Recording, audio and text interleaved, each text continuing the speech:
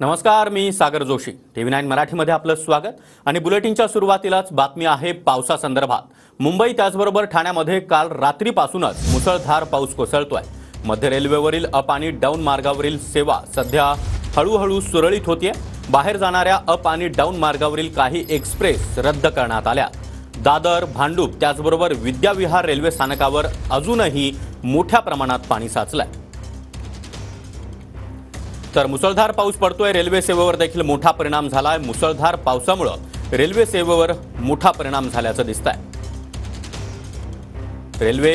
Central railway आता हळूहळू पूर्वपदावर येते. ठाण्यापर्यंत वाहतूक सुरू झाली आहे.